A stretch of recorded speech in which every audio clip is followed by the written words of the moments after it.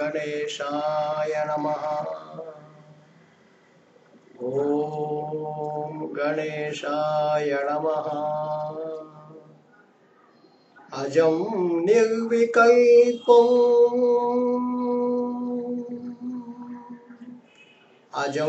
निर्विकल्पम् निराकारमेकम् अजं निर्विकल्पम् निराकारमेकम् निरानन्दमानन्द अद्वैतपूर्णम् अजं निर्विकल्पम् निराकारमेकम् निरानन्दमानन्दमद्वैतपूर्णम् परं निर्गुणं निर्विशेषं निरीहं परं निर्गुणं निर्विशेषं निरीहं परब्रह्मरूपं गणेशं भजेम परब्रह्मरूपं गणेशं भजेम गुणातीतमानं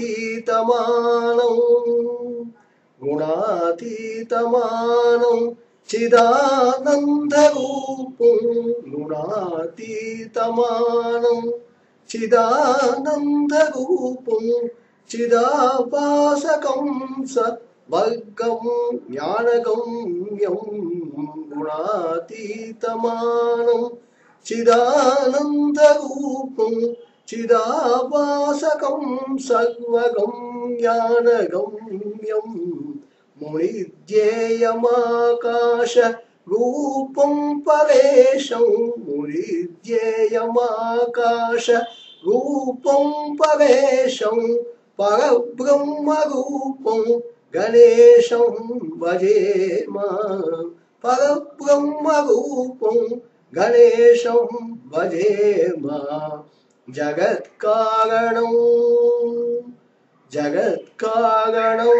कारणज्ञानरूपं जगत्कारणं कारणज्ञानरूपं सुखादि गुणेशं गणेशं जगत्कारणं कारणज्ञानरूपं सुखादि गुणेशं गणेशं जगद्व्यापिनं विश्ववन्द्यं सुरेशं जगद्व्यापिनं विश्ववन्द्यं सुरेशं परब्रह्मरूपं गणेशं भजेम परब्रह्मरूपं गणेशं भजेम अजं निर्विकल्पं